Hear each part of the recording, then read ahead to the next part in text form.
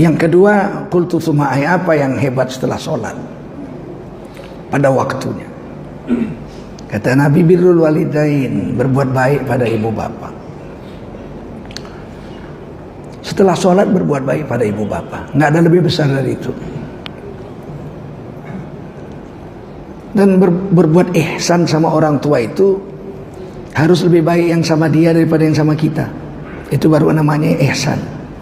Kalau ibu saya belum punya rumah, saya belum punya rumah, saya belikan rumah tipe 54 untuk ibu saya, kemudian saya beli tipe 54 untuk saya belum berbuat ihsan.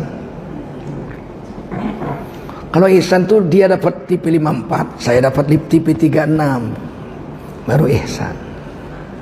Harus lebih baik untuk ibu daripada untuk kita. Kalau lebih baik untuk kita dari ibu, belum ihsan itu. Ya main-main. A'zabun nas lirrajul, manusia paling agung bagi seorang laki-laki, kata Nabi, ummuhu, ibunya. Siapa paling berharga manusia di dunia? Ibumu. Bagi kami laki-laki, kita laki-laki, yang paling hebat ibu. Tapi kalau bagi wanita, zaujuha, suaminya. Seorang perempuan sama suami, ampun suami dibikinnya. Tiap hari kena bentak suami. Di rumah aja suaminya kena bentak. Di rumah aja, jijik aku lihat kau, pergi kau. Suaminya pergi 3 hari nggak pulang. Kau nggak usah pulang sekalian, mati aja kau, katanya. Hajabnya lah jadi suami hari ini. Ya. Kalau bagi kita laki-laki ibu, bahkan bapak kalah. Pada siapa aku berbuat baik, ya Rasul? Ibumu. Terus siapa lagi? Setelah ibuku, ibumu. Setelah ibuku siapa, ya Rasul? Ibumu. Setelah ibuku siapa? Bapakmu. Bayangin, padahal memandang wajah bapak dengan rasa cinta saja, itu pahalanya sebesar pahala umroh. Lihat wajah bapak kita dengan rasa cinta. Assalamualaikum bapak, apa kabar bapak? Ting ting ting tak ting. Dapat pahala umroh. Apalagi lihat ibu dengan rasa cinta. Umi, ya Allah Umi. Oh, jangan main-main. Tiket masuk surga itu bagi seorang laki-laki itu ibu dan bapaknya.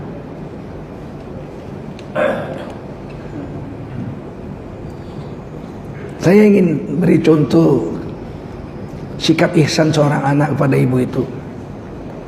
Seandainya ibu kita tua tinggal sama kita, sudah pikun dia. Siang itu kita mau makan dengan anak istri kita, makanan sudah dihidangkan di atas meja. Begitu kita keluar dari kamar, anak kita keluar kamar, tiba-tiba ibu kita duduk di atas meja. Kaget istri kita sama anak kita. Aduh, ngapain tuh? Ibu di atas meja tuh ngapain? Nenek ngapain? Rupanya ibu kita buang air besar di atas meja. Marahnya istri kita, ya Allah, buang air besar di atas meja. Anak kita lagi, astagfirullah. Kita bilang diam kamu semua diam. Ini ibu saya. Diam kamu semua, masuk kamar dulu. Biar saya bereskan ini. Diam, jangan ada yang bicara. Tolong jangan bicara. Ini ibu saya yang melahirkan saya. Masuk kamar istriku, anakku masuk. Kita datangi ibu kita. Umi, iya nak, ngapain ibu di atas meja? Buang air besar nak. Enak aku rasa di sini, kering, nggak basah. Kamar mandi berselemak aku rasa nak. Iya Umi, masya Allah. Udah selesai Umi, udah. Mari turun Umi. Kita ke kamar mandi, kita bersihkan dulu. Kita bersihkan ibu kita. Kemudian dengan tangan kita bersihkan najis yang di atas meja itu. Dengan tangan kita. Ibu kita lihat gitu. Nggak marah kau nak? Enggak Umi. Betul kau nggak marah? Enggak. Kalau besok aku buang air lagi di atas meja boleh? Boleh Umi. 5 waktu, 5 kali sehari pun boleh buang air besar di atas meja. Anakmu akan membersihkannya dengan senang hati. Nggak marah kau nak? Enggak. Kenapa nak? Seandainya Umi buang air besar di dadaku, anak nggak marah Umi. Karena dulu puluhan kali anakmu buang air besar, buang air kecil di dadamu, di pangkuanmu. Engkau tidak pernah marah. Seandainya setiap hari Umi mau buang air besar di dadaku, anakmu gak marah, Umi. Inilah ihsan itu.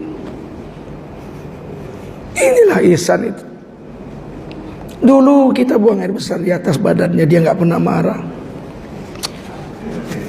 Kenapa pula kita lihat dia buang air besar di atas meja, kita marah?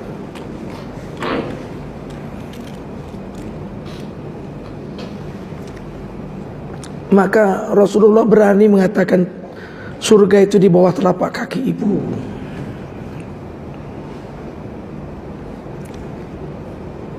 Sayang hari ini orang gak mau ngurus ibu bapaknya. Masa ada orang Islam tega meletakkan bapak ibunya di panti asuhan? Aduh, bodohnya lah. Inilah manusia paling goblok. Dibuangnya tiket masuk surganya, coba. Kan bodoh itu. Itu ibu kita, bapak kita itu tiket masuk surga. Kalau kita khidmat sama ibu bapak kita atas perintah Allah, wabil walidaini ihsana, berbuat ihsan sama ibu bapakmu. Wala taqul lahuma uf, jangan bilang wala tanharhuma, jangan kau bentak bapak ibumu. Wa qul lahuma qaulan karima, keluarkan dari mulutmu kata-kata yang kromo. Kata-kata yang kromo, bahasa Jawanya itu. Kata-kata yang halus. Orang Jawa terdidik dengan wali-wali Songo. Kalau bicara sama orang tuanya itu, untuk nyuruh makan ibu bapaknya saja, dia minta maaf 3000 kali, coba. Betapa halusnya itu. Bapak ibu monggo dahar mawon, unjuk ani sampun enten, nyuwun sewu bapak ibu monggo dahar, nyuwun sewu pak, nyuwun sewu ibu. Nyuruh sarapan pagi aja minta maafnya 3000 kali, coba. Minta maaf 3000 kali, bapak ibu silakan sarapan pagi. Sarapannya sudah saya buat, bapak ibu nyuwun sewu, minta maaf 1000 kali, monggo dahar mawon, nyuwun sewu. Mana mungkin anak orang Jawa durhaka sama orang tuanya. Begini cara wali Songo dulu mendidik mereka berbicara sama orang tuanya. Wa qul lahuma qaulan karima, pakailah bahasa kromo. Karimun kalau ditulis pakai huruf Jawa kromo. Tapi hari ini berapa banyak orang Jawa durhaka sama ibu bapaknya. Sudah dibentengi oleh wali Songo. Kalau jumpa ibu bapak, sungkem cium kakinya. Cium kakinya, subhanallah. Saya waktu anak Pak Harto kawin, cucu Pak Harto kawin, saya datang. Pak Harto duduk di kursi, Indra Rumana duduk di kursi, Mbak Tutut duduk kursi. Cucunya itu datang mencuci kaki Pak Harto, diciumnya kakinya itu. Saya lihat gitu. Ada syair dinyanyikan. Dicucinya kaki bapaknya Pak Mas Indra Rumana, kemudian diciumnya kakinya. Itu dinyanyi, ada penyanyinya itu yang menyanyikan syair. Rama kula nuwun ngapura. Anaknya cium kakinya, bapak, aku minta maaf, minta ampun dosa-dosaku Pak. Seumur hidup aku makan dari keringatmu. Engkau membanting tulang cari nafkah untuk aku menyambung nyawamu. Besok pagi aku akan tinggalkan rumahmu ini untuk mempersunting seorang perempuan yang kusukai, dan engkau kutinggalkan padahal aku belum membalas jasamu. Waktu itu saya bilang, andai kata besok matahari terbit, ibu bapakku masih ada di Medan, aku pulang ke Medan, akan kucium kaki bapak ibuku. Sayang kita orang Melayu kan gak cium kaki, kita cium tangan. Cium tangan aja sekarang gak mau, ditaruhnya ke kuping. Astagfirullah. Apa kerja anak sekarang ini?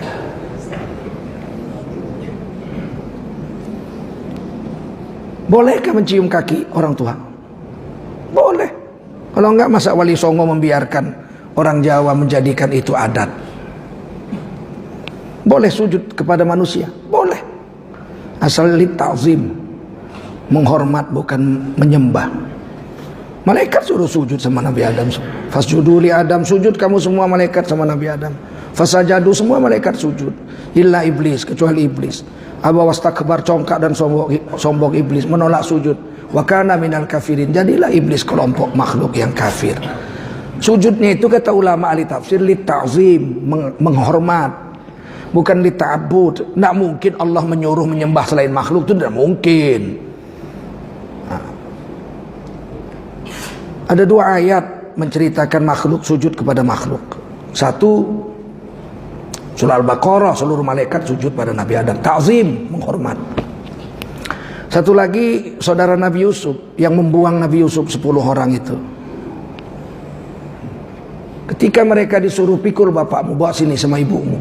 Waktu itu ibu Nabi Yusuf sudah wafat. Ibu Nabi Yusuf namanya Rahil. Anaknya 2, Nabi Yusuf dengan Benyamin. Orang Yahudi menyebutnya Rachel. Rachel itu ibunya Nabi Yusuf. Kakak kandungnya dinikahi juga oleh Nabi Yakub. Jadi Nabi Yakub ini kawin dua-dua anak perempuan dikawini bersaudara. Kakaknya punya anak 10. Adiknya Rachel atau Rahil punya anak 12. Suku Bani Israel itu cikal bakalnya anak Nabi Yakub yang 12 itu. Ketika kemudian 10 saudaranya itu menggendong, ditandu itu Nabi Yakub dengan ibunya, ibu tiri Nabi Yusuf, tapi uaknya juga kandung itu. Karena ibu Nabi Yusuf sudah wafat. Dari jauh Nabi Yusuf lihat masuk istana itu saudaranya yang 10 menggendong bapak dan ibunya ditandu. Maka Nabi Yusuf mempersilahkan mereka dekat, kemudian Nabi Yusuf turun dari singgasananya. Wa rafa'a abawaihi 'alal 'arsy. Maka bapak ibu Nabi Yusuf didudukkan di singgasana raja. Nabi Yusuf sendiri turun ke bawah. Langsung saudara-saudaranya tahu, ini mesti Nabi Yusuf yang kita buang dulu. Kharru lahu sujjada. Maka tersujudlah 10 saudaranya itu ke kaki Nabi Yusuf. Padahal di situ ada 2 nabi, Nabi Yakub dengan Nabi Yusuf. Seandainya sujud pada makhluk haram, mestilah Nabi Yakub dengan Nabi Yusuf akan melarang anak-anaknya sujud, jangan sujud, jangan sujud. Tapi Nabi Yakub dengan Nabi Yusuf biarin aja.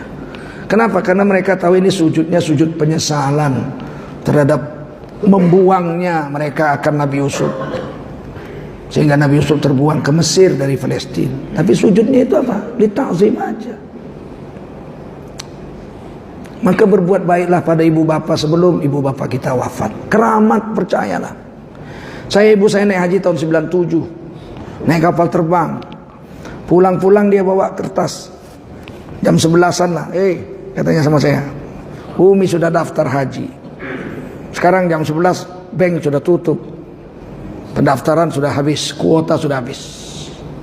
Dulu 1 hari buka langsung tutup. Dulu nggak ada antri-antri.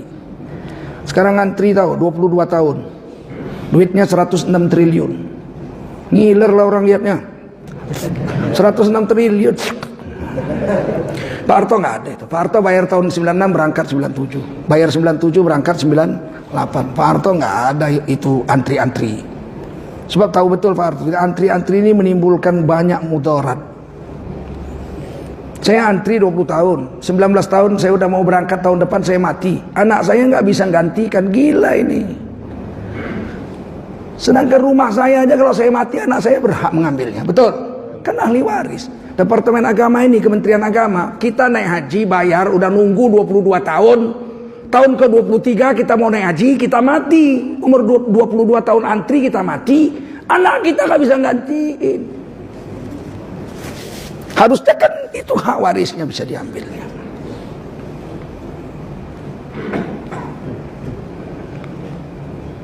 Ibu saya naik haji, saya bilang Umi naik haji nggak ada mahram. Geser setahun. 98 nanti saya akan kumpul duit dan saya akan daftar. Supaya Umi naik haji ada mahram, biar mabrur. Dia bilang apa nggak sah rupanya kalau aku nggak bawa kau katanya. Namanya Umi. Oh, saya bilang sah. Bukan kau aja Ustaz. Departemen Agama itu Ustaz semua itu katanya.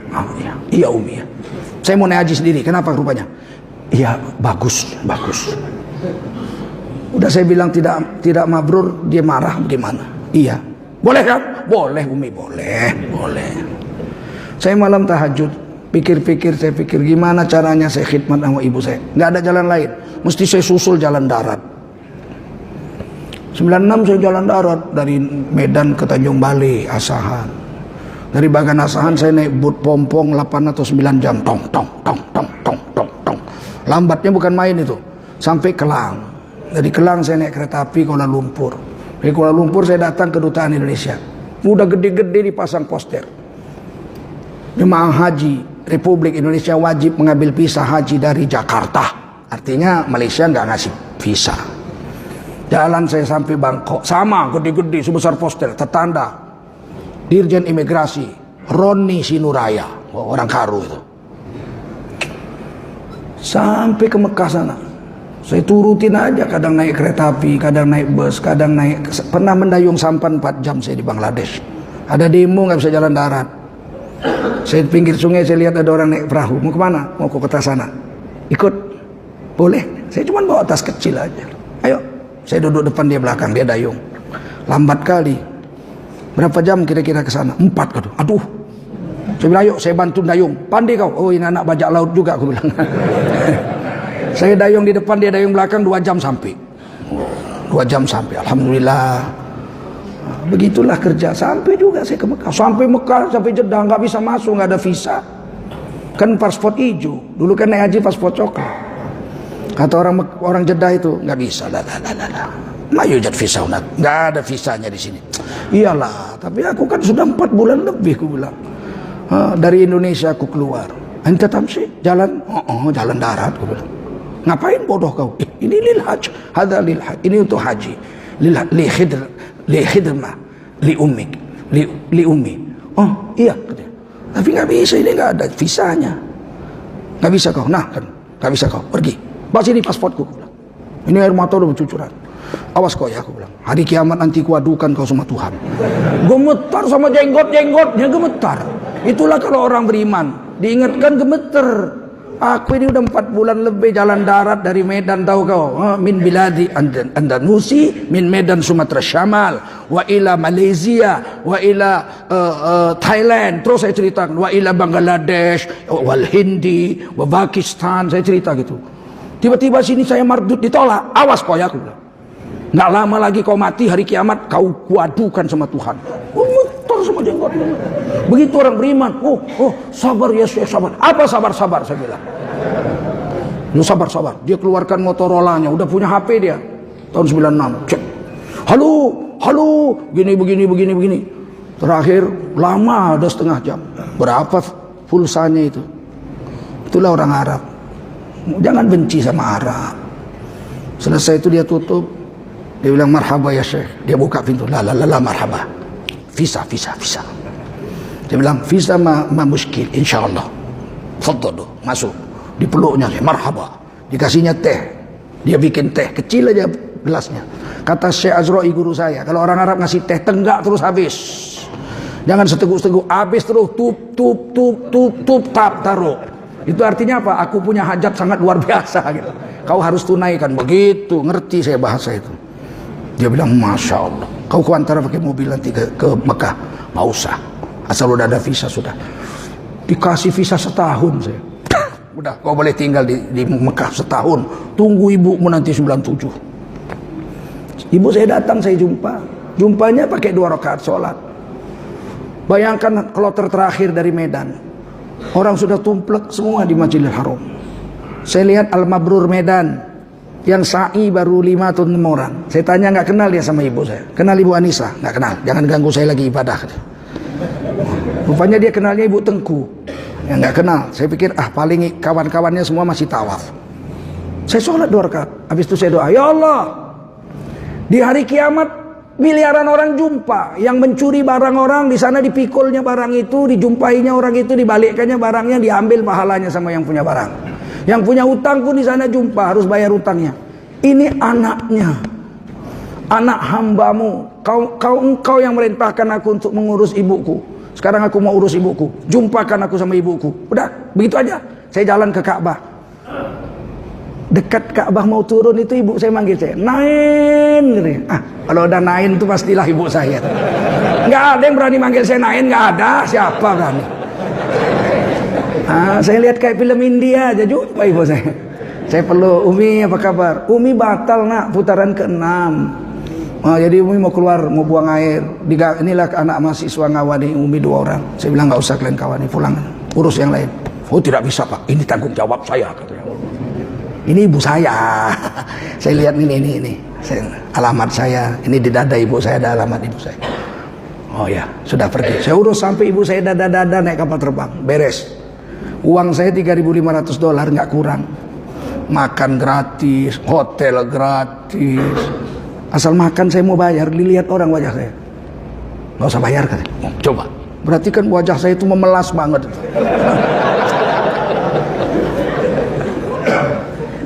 Betapa keramatnya mengurus ibu. Saya cuma mau